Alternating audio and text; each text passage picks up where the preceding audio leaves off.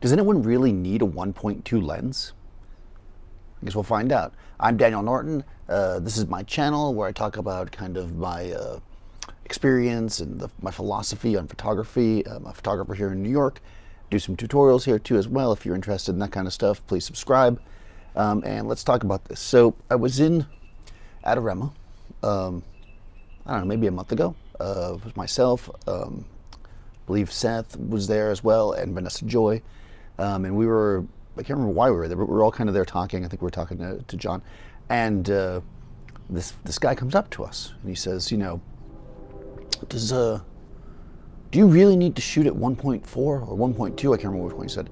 And we're like, well, what do you mean need to? And then we kind of started to get into this whole, you know, the way my brain works. I'm like, well, I mean, if the light is really low and you don't want to push your ISO and blah, blah. And then I realized we're standing in a store, you know, we kind of all put this together that like, okay, so what's happening actually here is this guy was at the sales counter looking to buy a lens, and he can see that there's a huge price between the, you know, the 1.4 Pro lens or whatever and the 1.8 or whatever it is. It's like the cheap plastic entry level lens, you know, and it just made us. I mean, we're kind of like, well, listen, that's not, you're not paying for that half stop or whatever it is, or yeah, half stop. And so I thought it'd be an interesting topic because I feel like that.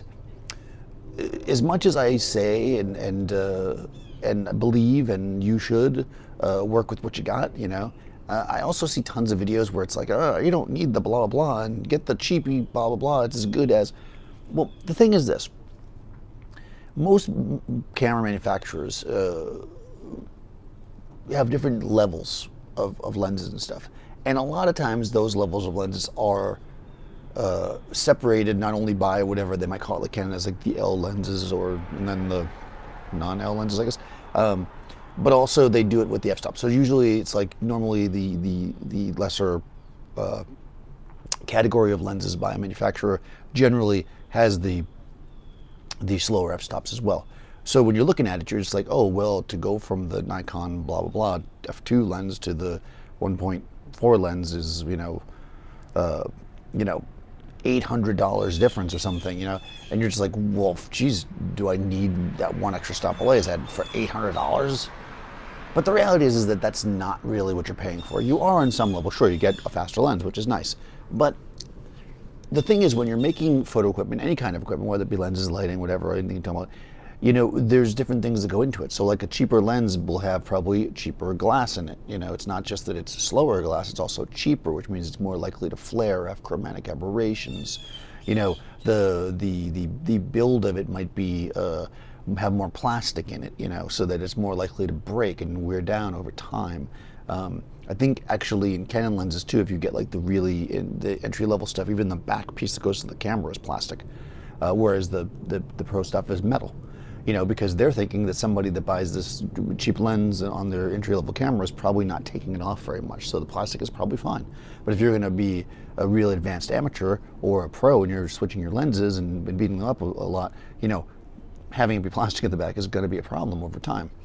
So, like, you got to look at it, the whole picture. And it just made me think a lot about, you know, specifically we're talking about lenses here, but this is just true in general. You see people latch on to specs.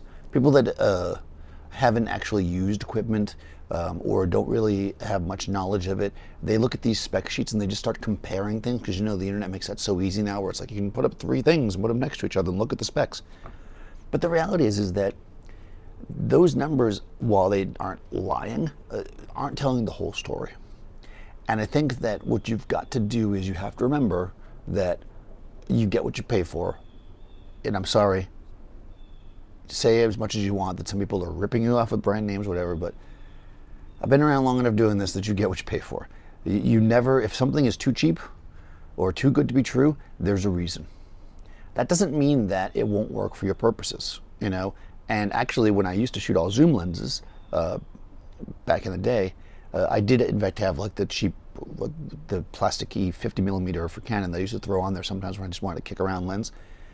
But when I was doing work or doing any kind of jobs that was serious, I mean, that lens did not come with me unless I absolutely had the extra room for it. I would take my L blah blah zooms, you know, because those were my good lenses. Because the reality is that you could, not that you should, but you could drop them, bang them around, whatever, and you know they're going to be fine. You know, if I drop that plastic 50, even if it seems fine, I would never use it on a job again, because it's just not made to be beat up. And again, it's made for a certain purpose, and I'm not bashing it and saying that it's not something that you should get. It's actually a great way to get people into primes, because normally when you're starting, you get some kind of a zoom lens with your camera, so it's a good first prime for people. But if you know you're going to be serious, you know, you may want to invest some more. But what I'll say is that, and this is actually, I guess, a running theme through a lot of these videos, is that, yeah, I mean, that's fine. You know, there's stuff at all levels. Buy that cheap stuff if that's where your budget is, if that's really where the money is. Better to do that than not shoot at all.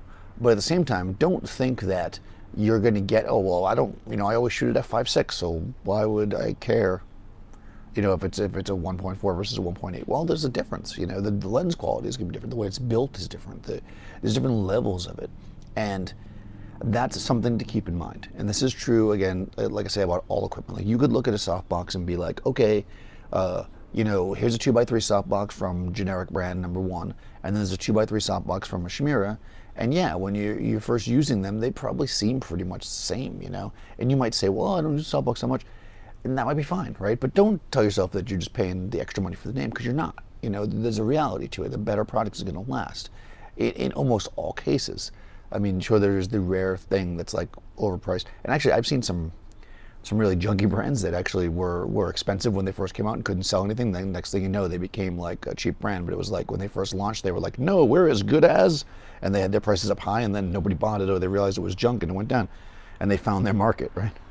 I guess you're better off doing that, right? Going high and being dropped down than you are to start too low. But I think that that's the thing, right? I just thought it was really interesting, and I'm curious what people think about this. Like, have you thought beyond the fact that the lenses are not just sold because of how fast the aperture is, and that matters? You know, maybe the older lens has the old autofocus system in it. Maybe it doesn't work with autofocus on certain cameras. Maybe the lens doesn't have as good of coating in the front, so it flares more. You know, again, maybe chromatic aberrations.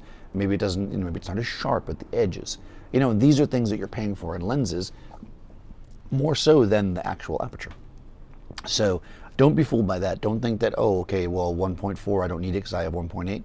If you shoot with that lens a lot, it might be worth buying the more, you know, the step up. I think in the world of like Canon, and I believe Nikon as well, I'm not super familiar with the other brands' lenses, the other small brands' lenses, you get small, meaning small cameras, like versus like Hasselblad or whatever.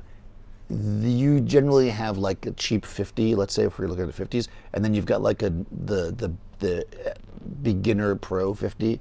So in Canon, it used to be, I don't have those lenses anymore, but there was a 1.8, then there was like a 1.4 that was like decent, you know, and it was a pretty good lens, and it was metal and it was made to last. And then you'd add a 1.2, which is like the L lens, so that's like a much more expensive lens. It's, you know, that's like what I have for my 85. And same thing with 85. They had like an 85, and then they had like a 1.8, and then they had like, I think, although I don't think they had a really cheap 85. You probably had to buy a zoom if you wanted that. Anyways, it doesn't matter, because specific brands don't matter. The point is that this is the truth along the whole line, is that you're not going to get, you know, very rarely are lenses made is the aperture the only deciding factor in the price. There's always other things going on there. So, you know, keep that in mind. Do you need a 1.2 or a 1.4? Maybe not. I mean, if you're a studio photographer, I rarely shoot, you know, wide open. Very rarely. I mean, I do sometimes, but not that often. So, I mean, I have an 85 1.2. I hardly ever shoot it at 1.2. I have it 2470 2.8. I hardly ever shoot at 2.8. I have it, you know. I don't really use it, you know. So, to me, I'm not really shooting wide open, so I don't use that, but the fact that it's a better, higher quality lens makes a difference. And if I had, let's say, a fixed f4 lens, I probably would shoot wide open a lot. So, you know, I think that's where there is a point where it's like it starts to matter to me. But at that super wide open end, not so much. You know, I don't think it's really a big deal. If you craft your whole style around shooting available light and you want to keep the ISO low, then I guess you need to probably work with faster lenses. That would be a main reason, but I think that the difference between, you know, 1.4 and 1.8 is not that great as far as to buy it for that reason. But I do think that the build quality is enough reason for most people to go that way. So, you know, again, lenses are the kind of thing that generally have the longest shelf life. I mean, I would say lighting has the longest shelf life. Like if you buy good lights that can last you your whole career, you're going to want newer ones because technology, but you can have lights that are, you know, like my acute pack still works totally fine, and it's got to be 20 years old. So, you know, lenses are the other thing. Lenses kind of last. Especially now that we're already in the digital age. I think if you get any like second generation of lenses that were made after digital became like the mainstay, you're going to be fine. Some of the lenses, if you had bought them back when they were designed for film cameras, you might want to upgrade them eventually, but a good lens is going to last you. You know, so you buy the better lens, it will last you. It has resale value. So I mean, this is kind of what you're paying for there. So keep that in mind just when you're looking at those things. Don't just look at a spec and be like, oh, well, you know what? This lens is 1.4 and I don't need that. I can have 1.8. Or this strobe is, you know, whatever, 250 watt seconds and I don't need that because I only need 50. Whatever. Well, that might not be the only reason why there's a price difference. So keep in mind all of that. Let me know, like I said, what you guys like. Let me know some cheap stuff that you guys like or some expensive stuff and kind of maybe some comparisons if you guys have used different lenses and you see the difference and you understand why. And of course, the people out there that tell me that cheap 50 is the best thing in the world, go ahead, put your comment down there. Because I'm not saying it's bad. I'm just saying that there's a reason why it's not. It's, you know, it's $99 or whatever it costs. Yeah, subscribe, guys, and I'll see you next time.